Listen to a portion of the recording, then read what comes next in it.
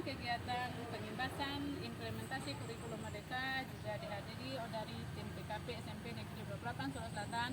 Di antaranya yang pertama Bapak Joni Herman sebagai wakil kurikulum di SMP Negeri 28 Solo Selatan. Nanti beliau menyampaikan materi tentang penerapan bagaimana penerapan KOS atau kurikulum operasional sekolah pada satuan pendidikan yang memakai kurikulum Merdeka. Yang kedua yaitu Bapak Ustadz Marzani juga nanti berbagi praktik baiknya tentang bagaimana penerapan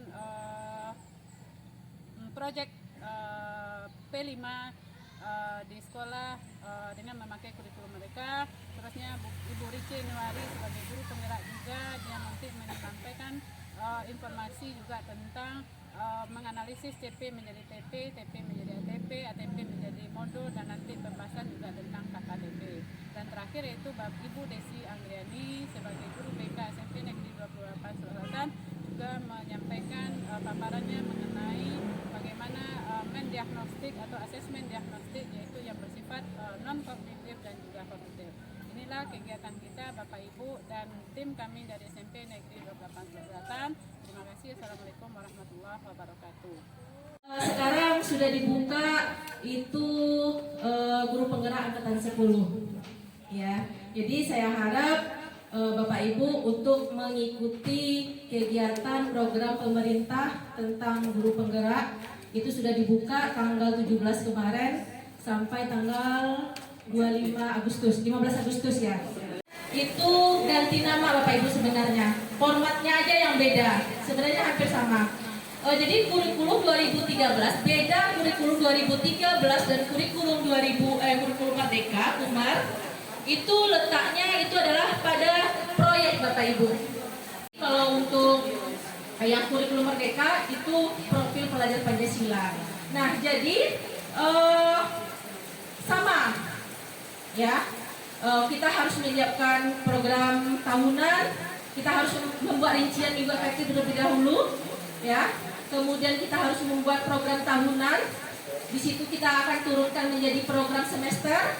Nah, kalau dulu itu namanya ada KIKD, kalau sekarang diganti dengan CP Bapak Ibu, capaian pembelajaran. Ya, 1 tahun. KD ini harus tercapai materi kelas 7 harus dalam 1 tahun, tidak. Tetapi kalau untuk kurikulum Merdeka itu dalam 1 fase.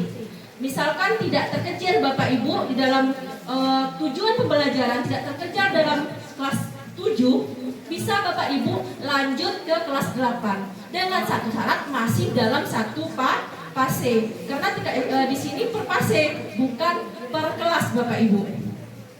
Ya. Kemudian capaian pembelajaran itu mencakup sekumpulan kompetensi dan lingkup materi tahun pembelajaran. Nah, ini ada rasio capaian pembelajaran yang ada di dalam Beskap nomor 033. Ya. Kemudian elemen. Ini tergantung mata pelajaran Bapak Ibu. Kalau IPA sama IPS dia di dalam 1 fase tingkat SMP itu cuma ada 2. Pemahaman sains, pemahaman IPA sama keterampilan proses. Kalau PPKN kabarnya ada 4 ya. Ada ideologi, Pancasila. Nah, itu yang harus kita kejar dalam 1 fase, bukan dalam 1 tahun. Kemudian kita ambil di dalam Beskap 033 ya Bapak Ibu ya. Tinggal kita pindahin berapa elemennya. Kalau 4 kita buat 4 di sini. Ya, elemen apa saja? Misalnya pemahaman IPA.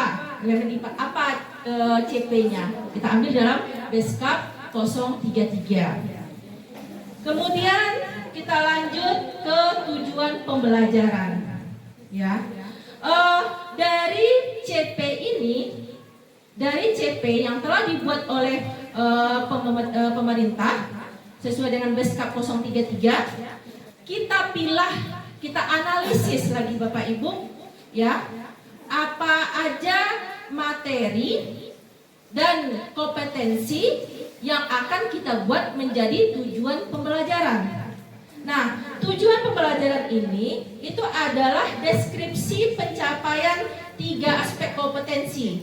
Kalau dulu ada KI 1 tentang religius, kemudian KI 2 tentang sikap, KI 3 tentang pengetahuan dan KI 4 tentang keterampilan.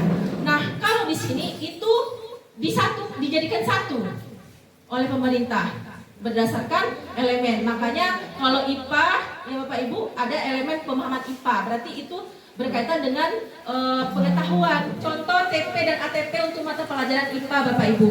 Ya, ada identitas Bapak Ibu, kemudian ada rasional pembelajaran yang diambil dari CP yang dikeluarkan oleh Beskap 033. Kemudian ini CP kita tinggal salin Bapak Ibu. Ya, CP tinggal kita salin, masukkan ke dalam kolom ini.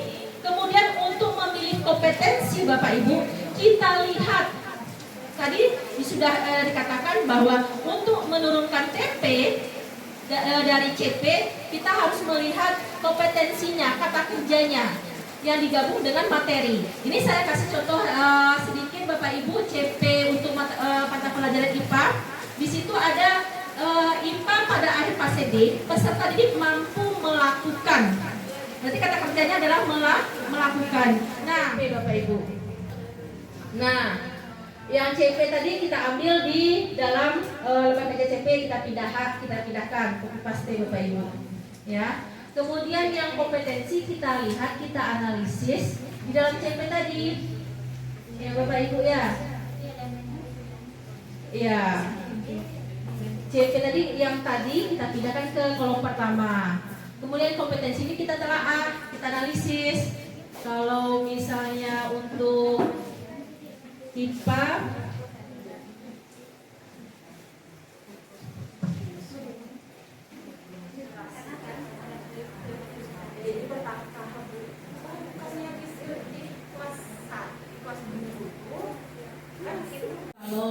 mulai tentang gerak.